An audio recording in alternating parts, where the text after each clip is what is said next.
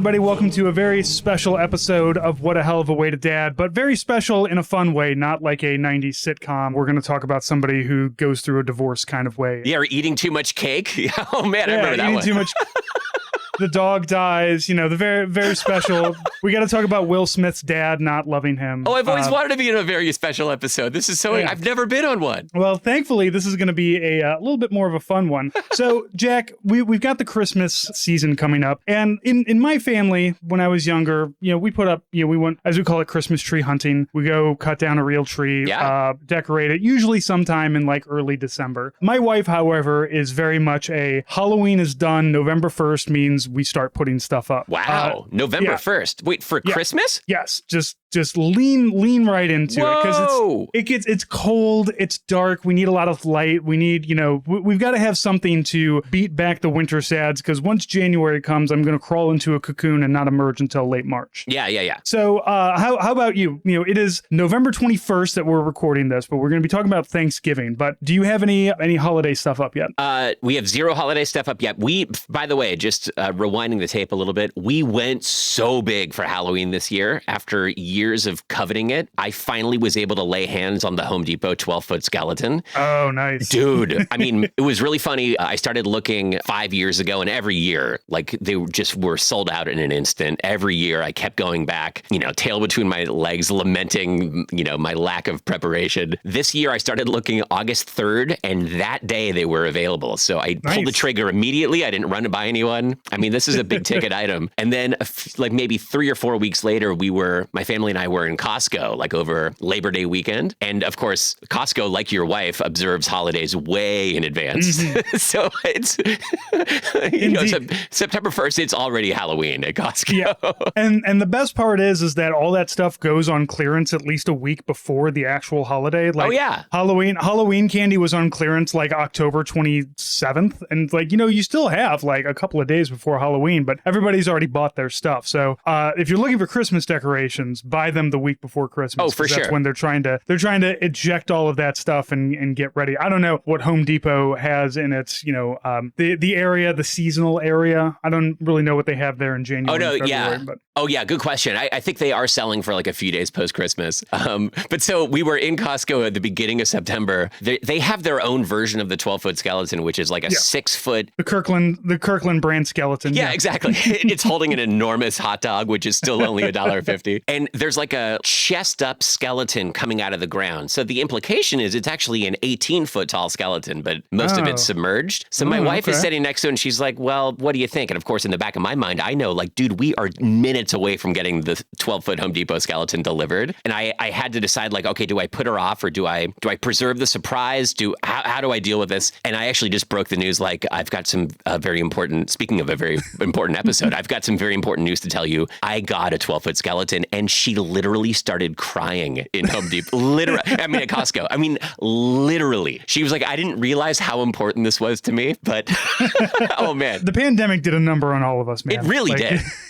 So, yeah, maybe this was finally like our family strikes back after 4 years of COVID lockdowns and Zoom shenanigans. Anyway, so we went big for Halloween, tore it all down maybe 3 or 4 days later, just out of respect for the neighborhood. Sure. And we're in a dormant phase now, although, my kids went from counting down days till Halloween to immediately days till Christmas. So we've had a daily counter. Yeah, that's because there's just Thanksgiving is this weird stopgap that people who hate Christmas are just like, no, what about Thanksgiving? What about Thanksgiving? Nobody cares about Thanksgiving.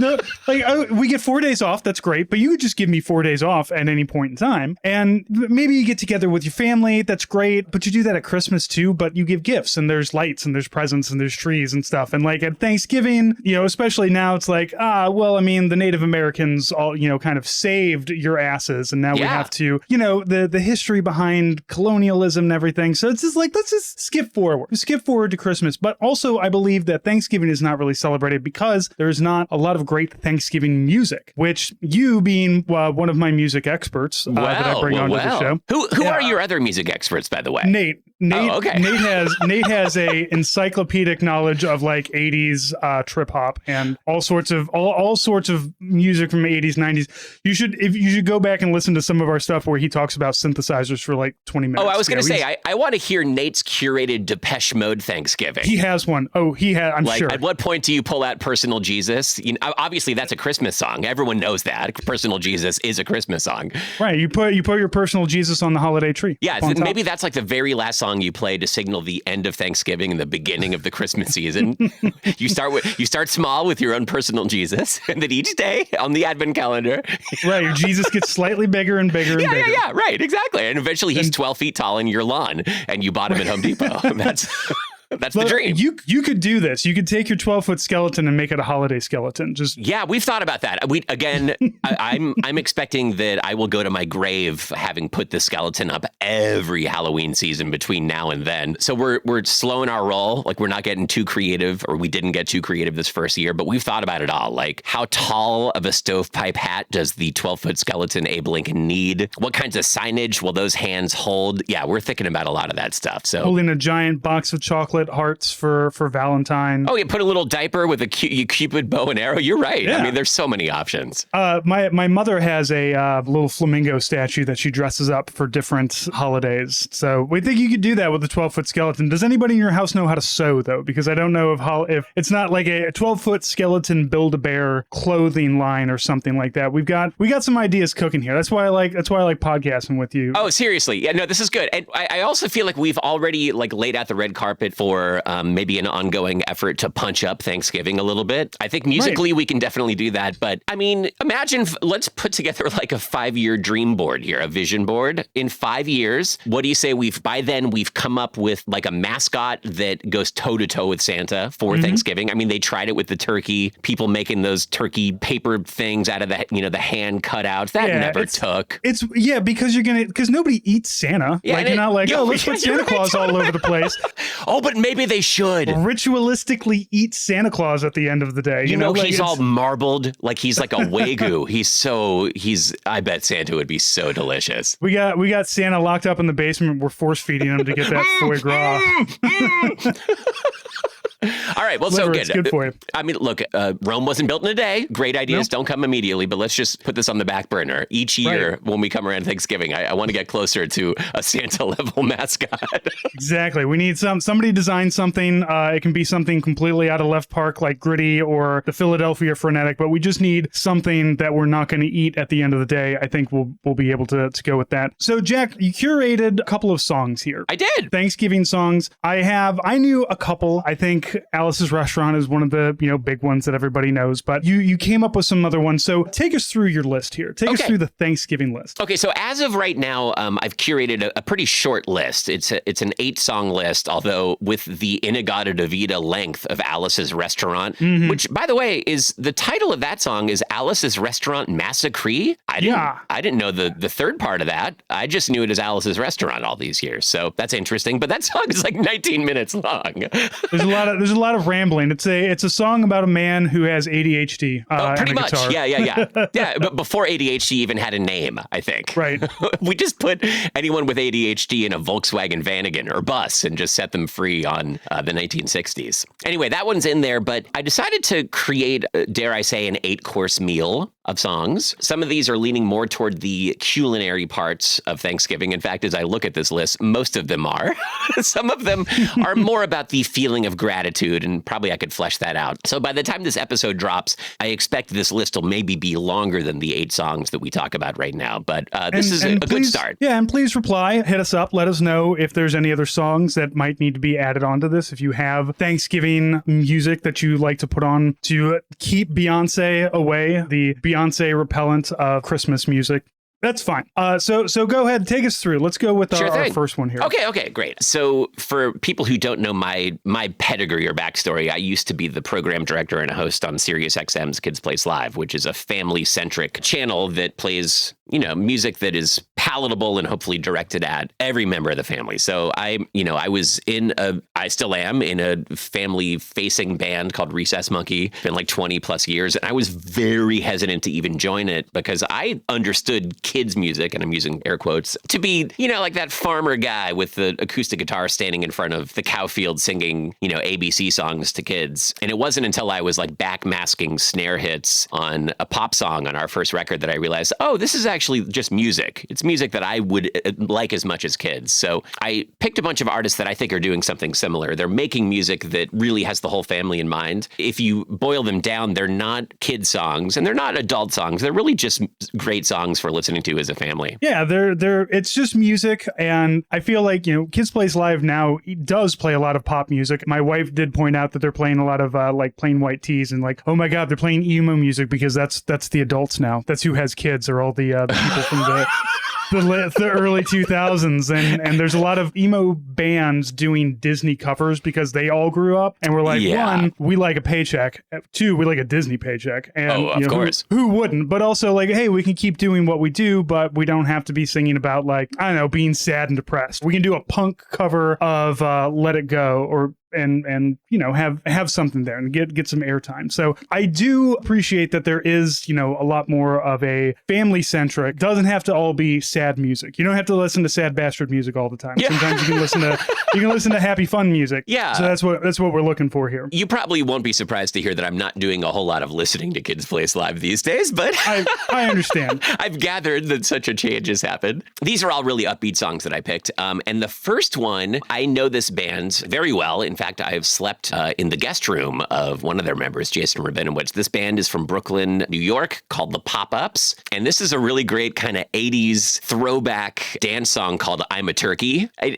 Boy, it feels kind of like a Pet Shop Boys song, sort of, or a Human League, maybe. Mm-hmm. But lyrically, it's really fun because it's celebrating everything that's happening on the Thanksgiving table. But in the bridge of this song, you actually hear Mission Control doing all the gesticulations to get the turkey from the oven onto the plate while the grandfather at the table has already fallen asleep in his salad. It's a really funny song. I'm a big fan of the chorus on this one because it kind of comes out of nowhere. Just singing the I'm a Turkey and then really hitting hard. This is one where there's just a lot of sound going on with it. And as you said, thinking about kids' music as being the old guy with the acoustic guitar or something, there's just, you can tell that there's that they're putting a lot of musical and lyrical effort into this one, which is great. As we talk about these bands being family oriented, that doesn't mean that they're being lazy, and doesn't mean that they're not like, hey, I really love, here's the bands that I am inspired by, and that's what I'm going to go after. And the Pop-Ups have a lot of really great family-centric music that transcends a lot of different genres, I feel. Oh, definitely. All right, well, let's kick it off. This is I'm a Turkey by the Pop-Ups. Cream corn in the dish, that's it, a pilgrim's wish. Cream corn is so delish, it's no knish, feel it go squish. Come on, pumpkin, let's make pumpkin, we're gonna make it jumpin'. Whipped cream makes the pumpkin thumpin', a pumpkin pie.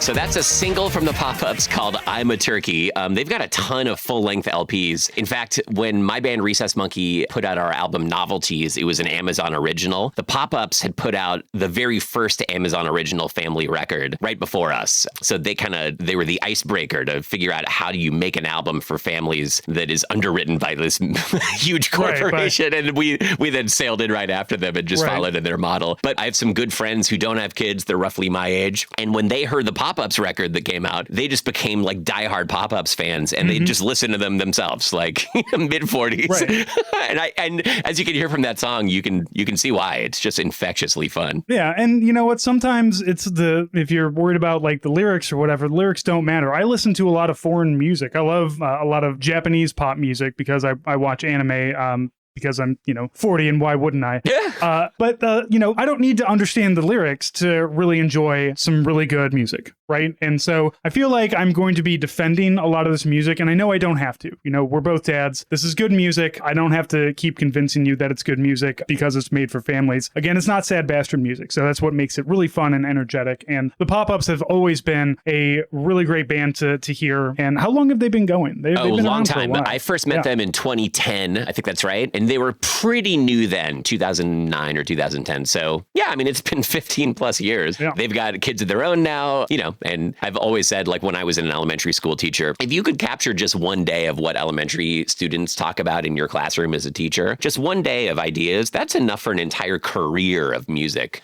geared toward kids. Because the whole point is that create something that's musically authentic and, you know, viscerally engaging, but then also just create something intellectually that lands somehow. Just concepts, you know, I mean, how many songs can you really hear about romantic love as a 9-year-old where, as you say, it's like another language. Like 9-year-olds don't know about romantic love in that way. Right. You don't know about being happy that you're in love or sad that you broke up or any of the complex emotions that fall in between. Whatever the hell it was Billy Corrigan was singing about in Smashing Pumpkins, you know, I don't think any of us were mentally ready for that. But, you know, there's a lot of music out there that your 9-year-old is just not going to understand. Yeah, yeah. So this is, the Pop-Ups are great. Not only is your kid going to like it, but you're going to like it. It's not going to get irritating. And they have a lot of music, so you can kind of rotate some stuff around. Definitely. Okay, so speaking of rotating, we're going to keep things turkeying. So I guess we're rotating the turkey on a spit. Is that how you spit roast a turkey?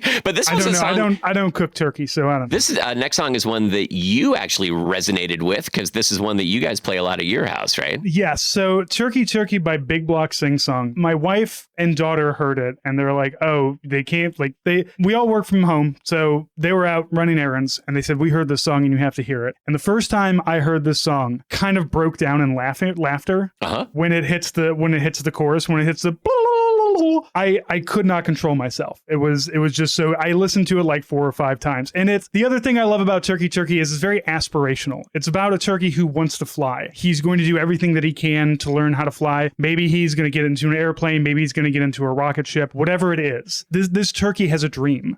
And and that's what, you know, maybe this isn't necessarily Thanksgiving, but it is a turkey. And that's why, you know, I'm sure it gets airplay and that's why it resonated with me. But also it's just a Big Block Singsong has a lot of really good, fun songs that are like this. I think the I'm a Princess song, I'm a princess in my electric pink dress. That one's really great. Big Block Singsong has a lot of really fun music out there. Well, let's hear that chorus right now. This is Turkey Turkey from Big Block Singsong's Greatest Hits Volume 4. I believe in the turkey in me. I believe in the turkey in me. Turkey, turkey, dreaming of the beach. I think I hit it right. Yeah, that's great. Yeah. It's real perfect. Sounds about right. You nailed it. Big Block Singsong, by the way, this landed on Kids Place Live because they have just a ridiculous collection of 2-minute YouTube videos where it's all very simplified, very colorful faces just reenacting these songs. Every song is, I think, 1:57 because they needed the 3 extra seconds for the little credit stamp at the end of each one of these. So I love that. I mean, the Tom Petty axiom, don't bore us, get to the chorus. I love that. I use that paradigm all the time when I'm writing songs or editing down songs that I think are too long. I love the do no harm part of writing songs. Like, just take the best parts and don't drag your listener through all the junk. And Big Block Singsong is exceptionally good at that. This is why I listened to a lot of punk music when I was younger. If you're not done in 2 minutes, I don't know what you're talking about anymore. Yeah, what could you possibly have to say? Yeah. You're speeding through this already. Why is this 4 minutes long? You guys have got to be very tired after this. All right, well, let's move it right along. This next song, I will admit, really has nothing to do with Thanksgiving. There's nothing about this song that's even written especially for kids. This song reflects my gratitude for having just seen a band from New York called the Lemon Twigs here in Seattle. They just played here about 2 weeks ago or 1 week ago, and it was hands down the best rock show I've ever seen scene in my life. They played a small club in Seattle called Barboza. They could have filled a much bigger room, but they intentionally played it small. It's maybe a 200-person venue, an underground, like Beatles cavern club size thing. This band is super influenced by the Beatles and the Beach Boys and 1960s and 70s music. And my musical colleague Drew from Recess Monkey and I saw this show standing, 4 feet from the band right at the front of the stage. And it's like the greatest affirmation of music. They're young. I think they're maybe 25 or so, 26, 2 brothers in their backup band. And this song is called No One Holds You Closer Than the One You Haven't Met. And it's just the catchiest song maybe I've ever heard. There's no song for me that better grabs all the musical aesthetics that I personally like better than this one and just mashes them up together. This is like the perfect meal in 3 minutes. Yes, it is I had never heard of the Lemon Twigs, and I'm looking forward to diving into them a little bit more. This one was a lot of fun. And I think that part of Thanksgiving is a lot of stress, right? Because you're going to be around family. There's a lot of food. There's a lot of moving around and everything. So you need something that really kind of brings the mood into a happier place. And I gotta say, 60s rock and roll, that always does it. I love the Beach Boys. Yeah. People argue about the Beatles so much, and I'm that one Beatles guy who's just like, I don't like anything they did past like 1967. It's just, I want to hold your hand, and that's it. That's my Beatles stuff right there. Happiness is a Warm Gun, never heard it before, but all of the other She Loved Me Do, I'm on it. Heard that 100 times. Yeah. This, oh gosh, I just feel I put this song here and especially high in the list because I'm going to make it kind of my personal mission for the next few years, I think, just to spread the word about the Lemon Twigs. Anyone that can check out this band, you'll be doing me a solid because I think the world would be better if more bands were like this. This is the Lemon Twigs. This album's a couple years old, Songs for the General Public, and the song, very long title, No One Holds You Closer Than the One You Haven't Met. But, I mean, good luck getting this out of your head.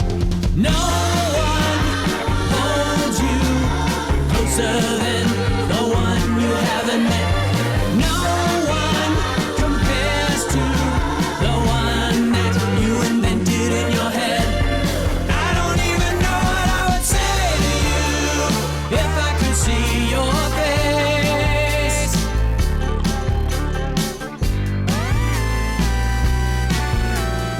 Okay, there it is. Pure power pop, the Lemon Twigs. Thank you for indulging me. I'm very grateful for that too. Look, I love the idea of getting music out to people, like the stuff that we love. You have a great taste in music, so I'm always listening to what you got to say. So this one, again, I never heard of them, but they're a lot of fun. Thank you. Yeah, and I agree with what you said. Like, I think the perfect mix for the family doesn't have to be family songs. Now, as I'm looking through this list, 6 out of 8 of the songs that I've started with, these are by artists that make music for kids and families. But honestly, like around the house, we're not really listening to that much music specifically for that audience. But everyone in our family, my wife, both kids and I, we all just keep adding to our group playlist around the house. And there's a really great culture that builds around people sharing the things that they're excited about. Mm-hmm. So I've been hearing a lot of Sabrina Carpenter lately around the house. My daughter, we have an Amazon device in our bathroom. Right. We discussed the shower Alexa. Oh, yeah. Although we had to change her name because my daughter has a friend named Alexa. So okay. we now call it Amazon. Oh, I think it just heard me. Sometimes I'll stroll by and she's listening to a song that I put on the playlist that she requested herself. So I love that idea too. I mean, it's, of course, as a parent, I'm so proud of her for having the same taste as me. Liking the things that I like. Yeah. That is, as a parent, there is no higher mark that you can hit than your teenage child being like, oh, I like that thing that you like. Really? Oh, totally. Like, I mean, it's one thing if they're like genuflecting to you and they're just doing this because they know that you want them to like it. But it's another thing if you can actually capture them in their own world. But this one little bit of your sensibility has, somehow metastasized into their unique set of preferences and things they like. Yeah, I agree. It's a huge compliment. So anyway, that song, No One Holds You Closer to the One You Haven't Met, I caught my daughter listening to on her own when she thought no one else was around. So that was a huge score for me. All right. This next song, I heard it so many times, and it was one of those songs. It was one of those songs that I went back and forth between I hate this song and I love this song, but I hate this song, but I love this song. And speaking of crossover, we stopped playing John Mulaney on Kids Place Live for a little bit of time because he, let's just say he had some real adult moments over the last couple of years. The comedian John Mulaney, the voice of Spider-Ham from Spider-Man Into the Spider-Verse and its sequel. And yeah, I mean, I'm a huge fan of his, but, how do you with a straight face play that at a certain time and, public awareness? But that said, before all that happened, he created this weird special on Netflix called John Mulaney and the Sack Lunch Bunch, where it was him and 10 or so kind of pre-teen kids just singing songs and doing like weird sketches about kind of the weirdness of being a kid and discovering things. There's one sketch, this kid is singing a song about an authentic question that I guess John Mulaney and his co-writer had. The question was, do flowers exist at night? Like, because they remembered as kids, like both of them had this experience of not being able to picture what a flower would look like when the sun went down. I mean, it's absurd as an adult to think about that, but that totally rings true to the weird kind of magical thinking and what happens when it smashes against reality when you're a kid. This is not magical thinking, though. It's just about being a kid and not wanting to eat what's put on the plate in front of you. Right. Other than a plain plate of noodles with a little bit of butter. I love this song so much. So John Mulaney does not sing this. This is a kid named Orson Hong. I'm not sure what his IMDb credits look like aside from this, but I think he's perfectly cast and the rest of his pals. This song is called Plain Plate of Noodles. I know that I'm not normal. I feel alone and lonely. I'm the only living boy who just wants macaroni. I just want macaroni. Just a plain plate of noodles with a little bit of butter, 'cause I've tried every food and I haven't liked another. Plain plate of noodles with a little bit of butter. The only thing Now, I will say the other one that I really love from this special is the Music Man with Jake Gyllenhaal. Oh, it's so good. Yeah. Music everywhere. Yeah. He's just constantly trying to make a sound and he can't do it whatsoever. He even throws a clarinet at a window, but the window is open and it lands into a truck that was just passing by that's full of pillows. Yeah. It's phenomenal. It's really masterclass. I've never seen Jake Gyllenhaal in something that I liked more than him as Mr. Music. Oh, it's so good. Okay, yeah, so that special, I think it's probably appropriate for all ages to watch too if you're looking for some post-meal Netflixing. It does. I remember watching the first episode and it's about, the first one is about grandma got a new boyfriend after grandpa died. And, like at first you kind of think like, this is, and talk about like mom's really mad because grandma's got a new boyfriend and, she doesn't but you're experiencing it from a kid's point of view who's just like, I don't know, he seems fine. Like, I don't understand why you're so upset because of course, that's, you're 9. If grandpa died when you were 5, you don't really have that much of a connection. So you're like, new old guy. Okay, whatever. Yeah. Like, that's fine. Same as the old guy. Right. All right. So we've made it to the halfway point. How are you feeling about the list so far? I love it. A lot of food, a lot of turkey. So far, we have filled up our plate. So now we've got to eat it. You sound like someone who's been on the radio for a long time. Set him up and I'll knock him down. Knock him down. Weird Al Yankovic has, in some ways, he kind of invented parody music at all, but also this premise of joke music. I guess people were doing that beforehand, but I don't know. He has such a unique voice. And again, when I was programming on Kids Place Live, he was just a slam dunk. Like the number of times that I've heard his parody of American Pie, The Saga Begins, the story of little Anakin. He's hysterical. Yeah. And I remember listening to a lot of Weird Al when I was a kid. We had a radio station, like Imagination Station, and then it was Fun Radio. And they leaned really heavily on a lot of Weird Al at the time, like the I Lost on Jeopardy. Oh, yeah. As the parody of Our Love's in Jeopardy. This song is just 6 words long, which even the name of it is 7 words long. It's phenomenal.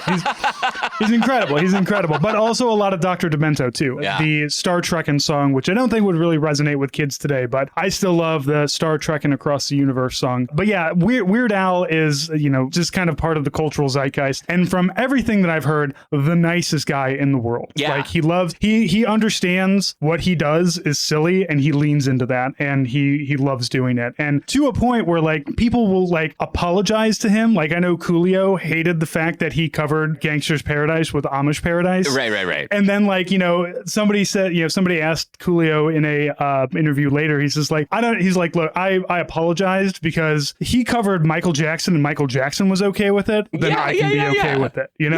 Totally. What are we doing? Nobody hates Weird Al, Yeah, it's coming from such a playful and enthusiastic place. I mean, like a lot of families, Disney was so shrewd to release their live Hamilton movie in the middle of the first year of the pandemic because it captured us. I mean, we were so deep into Hamilton. We listened to the actual Hamilton soundtrack on repeat forever that first year. Knew it word for word.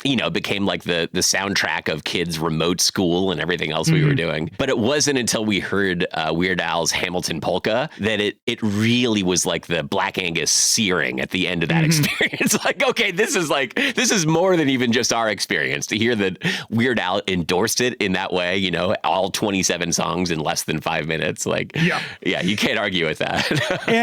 and look, I have never seen Hamilton. I listened to half of the soundtrack. It wasn't for me. We'll just say. But I love the Hamilton polka. Like the way, of course we all make fun of polka, right? Because it's accordions. But when it's Weird Al, he's always going to knock it out of the park. So if you don't have to listen to the Hamilton music, you don't have to watch but go search out the Hamilton polka. And I think that you will find it's okay to like it. I'm just going to say. Oh, okay. Absolutely. And then when you're done with that, definitely watch the Weird Al Yankovic biopic. It's the most with Daniel Radcliffe. I haven't gotten around to that yet, but I do love brilliant. I do love post Harry Potter Daniel Radcliffe. He's one of my favorite actors out there. He's just like, I just want to do everything weird now. Yeah, we're going to play the hook from Eat It in just a second, but one last note before we do that. The whole premise of the Weird Al Yankovic biopic is that he rebels against his parents because they vociferously up and down believe that no child should be exposed to polka. And at one point, he goes to a polka party that gets broken up by the cops and they deliver him back to the front doorstep of his house.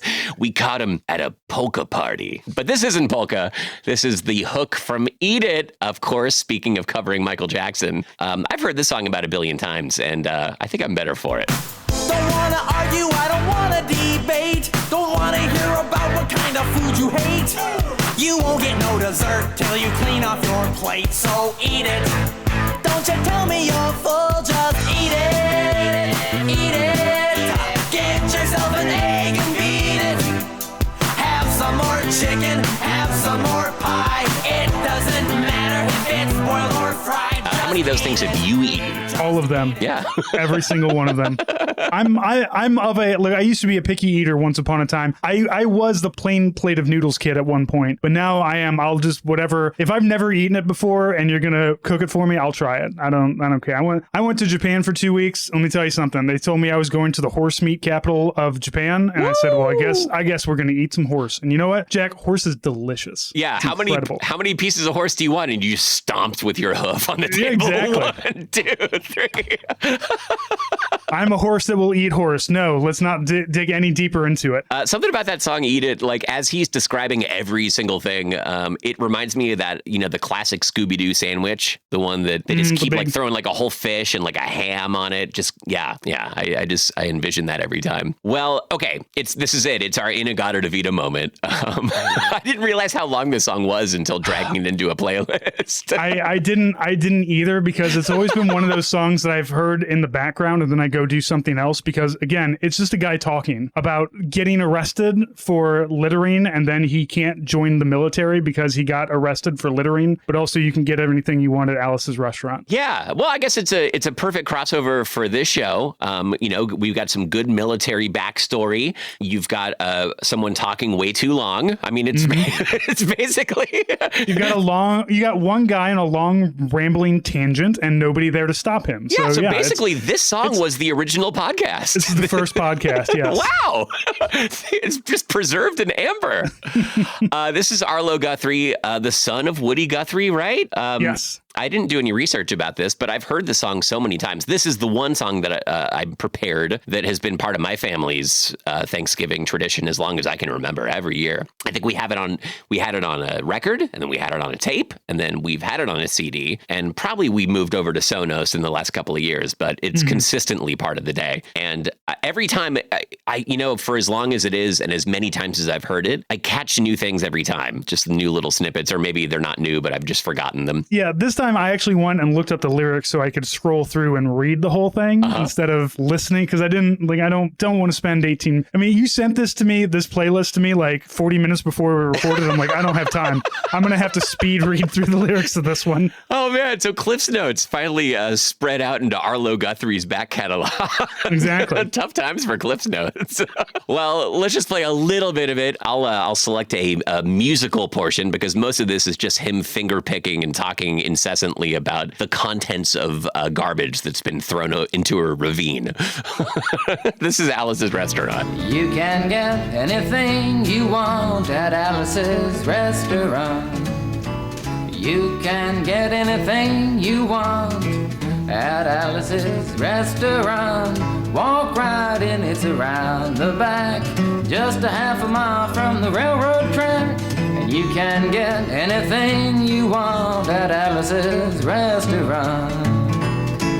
Now it all started two Thanksgivings Jack, this kind of goes back to our old guy with the guitar making kids music. So first podcast and maybe first kids song? I don't know. It might be, yeah. I mean, it has a lot of consistency with at least my daughter's room, full of trash. Full of trash, yeah. Yeah, I wonder in the core listening audience of Hell of a Way to Dad, how many people have heard this song, or for how many people this is the first time they've heard it. I don't know how universal this song is. I know it because my mom, well, she wasn't really a hippie. She, I guess, was on the tail end of the greatest generation, maybe. Mm-hmm. But, like she was hippie sympathetic. She owned a Carmen Ghia in the 1960s. So I think that, she was invited to the cookout at the very least. So that's probably why I know this song. Yeah, I feel like it probably came from a lot of our parents. I know one of my close friends listens to this every Thanksgiving, but he's our age again. So I don't know if this is what the 20 and 21-year-olds are listening to. Probably not. But this, along with WPRK in Cincinnati episode with the God is my witness, I thought turkeys could fly. Yeah. Oh, it's so good. Two classic Thanksgiving necessities there. Yeah, that's really lost to time too. WKRP is interesting because they used actual pop hits from the 1970s in the making. Because for anyone that hasn't seen that show, the reason you haven't seen it is it was set in a radio station in Cincinnati. It was sort of like pre-Miami Vice. It was the first time you could hear actual like contemporary pop music on the radio, but there was no architecture for how to get the rights to that. Mm-hmm. So as far as I know, those episodes have never been published on like DVD form. You can't find them on Netflix or any of the streaming services because they still haven't figured out the rights. It's been 50 years. Yeah, I tell you, they did finally figure out Northern Exposure. I think Northern Exposure is on Amazon now, but that also had the same problem where it's this great show about a doctor who has to go live in Alaska, but a lot of it takes place in a radio studio. Yeah. And there's a lot of music that gets played. So it's hard to, and the music is part of it, right? Like it's not, you can't just throw any music in there. Totally. The guy is setting the mood for it. So same thing, but you can look up the As God Is My Witness, I Thought Turkeys Could Fly on YouTube. It's very funny because the idea is that they were going to go up and they're going to drop turkeys to go fly, like you release doves to fly. Yeah. They're like, so they want to, I can't remember if it was like on the top of a roof and just started hucking turkeys. Or was it from a helicopter? Yeah, as a helicopter. They put turkeys in a helicopter and then threw them out of the helicopter. And then they've got Les Nessman, their news meteorologist, there on the scene, live reporting what's happening. And it's like the commentators watching the Hindenburg. Oh, the humanity they're watching. Just people being absolutely assaulted by 80 or 20-pound turkeys. Oh, man, it's so great. Yeah, WKRP, it's dated, but it's really funny. That's one worth looking up for sure. Okay, so we're rounding the bases now. This is the 7th song that I brought. This is a song for kids and families. by an artist named Genevieve Goings, who was on PBS, I think, or maybe it was Nick Jr., I think that's right, on a show called Choo Choo Soul, which that's kind of back in the Wayback Machine now. I think any person that watched that as a kid is probably now in their 20s. I'd wager, maybe in their teens, maybe older. But she put out a pop record called The Great Indoors sometime in the late teens, right before the pandemic, or maybe at the beginning of the pandemic. This song is called Greatful. She specifically mentions seeing grandma on Skype, which I remember at the time was a very novel concept. Like it was like having to teach your parents how to set the VCR timer a long time ago. Now it's how do you teach your parents and grandparents how to use Zoom and Skype? So it's good. You got to flick the thing. You got to open up the camera. No, the other thing. No, the other. Okay, I'm coming over. That's the oven. No, that's the wrong device. How do you still have a VCR? My parents still have a VCR. So really? They got a lot of stuff that's still on VHS that, sometimes you can't necessarily find in other places. My dad really wants to watch the Cabinet of Dr. Caligari. He's got that on VHS. He can watch it anytime he wants. Wow. Yeah. Well, here's a little chunk of Greatful from Genevieve Goings and her EP that's called The Great Indoors. Oh, it could be a Zoom party or a FaceTime feast. As long as we're together, doesn't matter how we meet. We'll be alright. Even if it's on Skype, we'll be alright. I'm grateful for my family and friends. Can't wait to see you again. I'm grateful for my family. Okay, that's Greatful from Genevieve Goings. Song number 7. We've had a lot of food, a little bit of gratitude. Are you feeling festively plump yet, Francis? I am. I'm ready to. I'm at that point where I'm considering pumpkin pie, and I'm trying to think will I regret it, and do I care? That's where I'm at. Oh, can we talk about pumpkin pie for a second? This is a divisive pie. Sure. First of all, are you a fan of pumpkin pie? I'm a fan of all pies. Okay. I found that I like pumpkin pie chilled better than I like it room temperature, but for the most part, it's fine. My preference is apple pie, but apple pie, my mom makes apple pie. I have made apple pie with her. It is difficult to do a good apple pie, so I understand pumpkin pie is kind of the go-to. It's kind of easy. It tastes fine. Have you made pumpkin pie? I have not made pumpkin pie. Yeah, I don't see the point. Pumpkin pie to me is like American cheese. It's like a grilled cheese sandwich. It's this is the kind of pie you want machined. You want a large batch. You go get the Costco where they just kind of pull. I assume when they're making Costco pumpkin pies, they just have a big machine that gloops it into the thing, and you put the lid on it, and then which is perfectly fine. It's a serviceable pie. That pie is such a deal. People talk about the Costco hot dog and soda for $1.50 deal, which is an amazing deal. It is. That pumpkin pie, though, if anyone is sleeping on this thing, it's $5.99, at least here in Seattle. I don't know if it's different where you are. And I get it every time, every fall, whenever it's available. I definitely get one whenever we're at Costco. Sometimes I walk out with a couple. I wouldn't have even thought of getting more than one, but I grabbed one once, and there was a guy that was walking away with 6. Wait. What kind of party is he going to? Maybe I need to up my pie game of this pie that I find mediocre. No, I think it's delicious. It's my my favorite pumpkin pie. It's coming from it's the mainstream. This is not a niche spiced pie. I don't want to taste any humanity as part of this process. I want this thing. This thing came out of an assembly line, and if you look at it, it's 3.5 pounds of pumpkin pie for $6. I mean, that's cheaper than gas. How do they do that? Feed a family of 4 for a week on just pumpkin pie right there. Yeah, we're actually out. We just finished.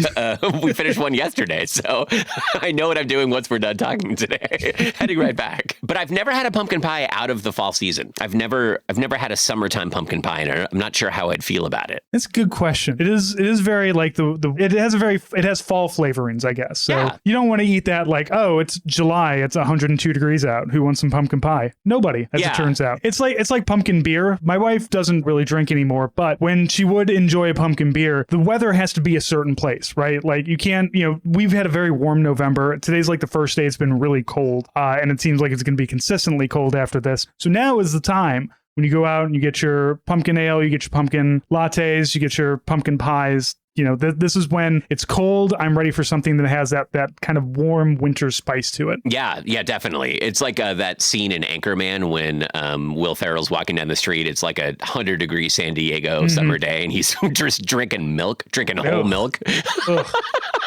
I have a core memory of drinking milk after playing baseball with my cousins out in Kansas City, and just how terrible of an idea it was. Like that scene transported me back. It's like, yep, it is a terrible choice. It's very hot. Why would you drink an ice cold milk after you've been sweating for the last 30 minutes running around playing baseball? Thought it was a good idea at the time. You know what? The point of being a kid is to learn, and you learn by doing. Right? Oh, yeah. Yeah, I was great with milk as a kid until one day, I used to get school lunch, and it was, I think it was elementary school. One day, I opened up the carton and took a sip, and it was like thick milk, like paint. It was obscene. It was the grossest thing I've ever had, and I've never enjoyed milk since then. Sometimes you just need one. Like my daughter's had a couple of this milk is off, and she's fine. Like, all right, fine, we'll just get you fresh milk. And she's like, cool, whatever. We'll go with the good milk. But yeah, I can't drink milk because it makes my stomach hurt if I look at it funny. So I can't. Cheese, yogurt, all that stuff, but milk messes me up. Yeah, it gives me the farts, which I don't mind, and I think it's kind of fun. But my family hates it. I've got my own little fart box here that I can sit in and stink up all day long. It's great. Oh yeah, I'm looking behind you on the wall back there. It says Pound Town, and then underneath that it says Fart Box with parentheses. Okay. Goon Cave. All of the things. Well, speaking of it only takes one time to overdo something, that is very much where this final song came from. This is actually one of my songs. This was originally a single, and then it became part of my album, Hold the Phone.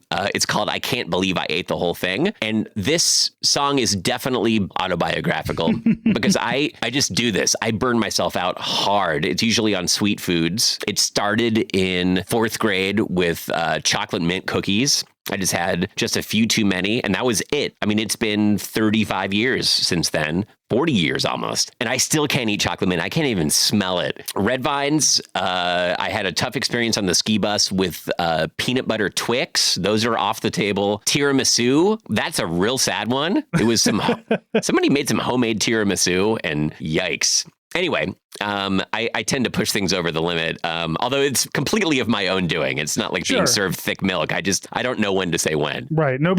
Somebody's got to give you the slice, not the whole pie. And that's the problem when you're an adult, is that you can buy the whole pie because you have money. Yeah. And nobody's there. There's no other adult to be like, you shouldn't eat that entire tiramisu. And then you do. I don't have that experience with overeating, but I did get dysentery after eating. Like there was, so for you military folks, the MREs, the meals ready to eat, there's like packages of spread in there. Sometimes it's peanut butter, sometimes it's like Nutella, like chocolate peanut butter. Ooh. But there's one that's jalapeno cheese, and jalapeno cheese is very coveted among all the soldiers. At least it used to be. It used to be one of the great items to get. It was the last thing I ate before I got such terrible dysentery that I had to be hospitalized. Oh no! Don't go swimming in rivers in Iraq or Afghanistan, kids. A thing that now is just like, well, of course you wouldn't do that. But I was 20. What did I know? All the Marines were doing it, so why wouldn't I do it? They all had to deal with that too. Oh my gosh, that's so terrible. And it just happened that this jalapeno cheese spread was the last thing standing between you and dysentery. It did nothing wrong. What a historic injustice for that cheese. I can't. But you know what? It did make it great for me to have something to trade. Like I got it, and it's like, look, I can get like 3 things out of somebody for this one little package. Oh wow! Give me your Skittles, your snack bread, and your little side, and I'll give you the cheese, and you can just dump it directly, squeeze it directly into your mouth. So the analog would be if you're doing heavy time in prison and you don't smoke, kind of the same idea, like that. Yeah, kind of. Those prison cigarettes mean nothing to you. Wow, what a powerful position. I wouldn't try to smuggle a packet of jalapeno cheese up in my keister to get into prison though. So. Oh man, yeah, that's a high stakes smuggle for sure. Well, on that note, speaking of high stakes, I've learned my lesson, but there are just so many foods that I can't eat anymore in my wake, which inspired this song. I can't believe I ate the whole thing. I'll finish them with ease. Can't believe I ate the whole thing. Now I find that I should decline all those red vines. I can't believe ate the whole thing. It just keeps happening to me. When I read you can't eat just one, I ate them all.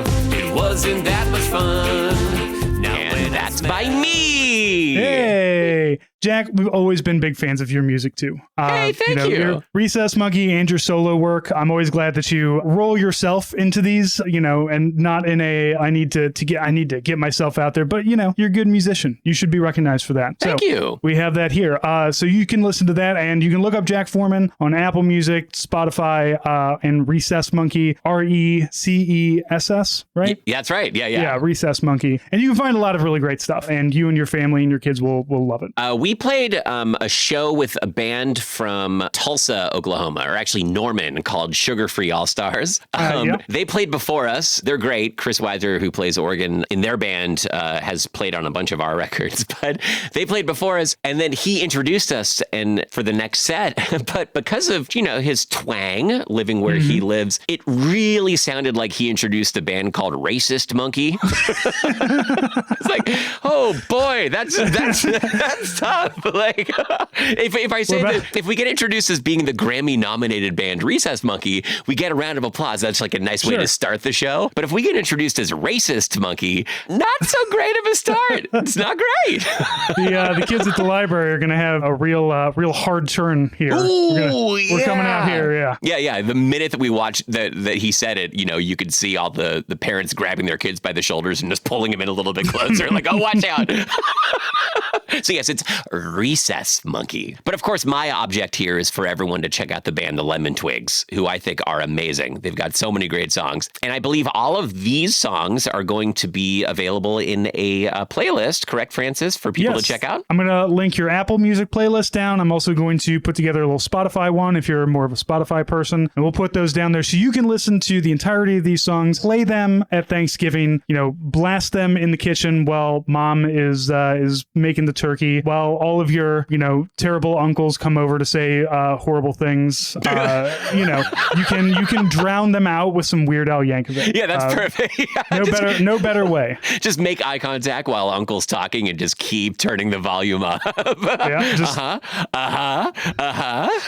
Up to 11, baby. Go for it. Well, if we don't talk before it, happy Thanksgiving to you, Francis, and I hope you eat your weight in pie and don't burn out on it. Will not. I have learned my lesson. I like to graze, and I've learned that I can graze and then take like a 20-30 minute break and then kind of go back. It goes back to my days of before I could go to bars and we would go to Denny's at 1 o'clock in the morning. Yeah. So that we could smoke cigarettes and hang out with Denny's employees because we're 19. Yeah. And you have a little food and then you push it away a little bit, have a cigarette, and then come back to it. I don't smoke anymore, so but you got to take a break. You gotta wander around, work it, let it start working through through your system. You just do it all in one setting, you're gonna set yourself up for failure. Yeah. Pretty much every year when we do Thanksgiving at my mom's house, I'll go ham. I'll eat a lot, and then she's got a gas fireplace that I just lie in front of and fall asleep for 45 minutes, wake up, and then just eat more.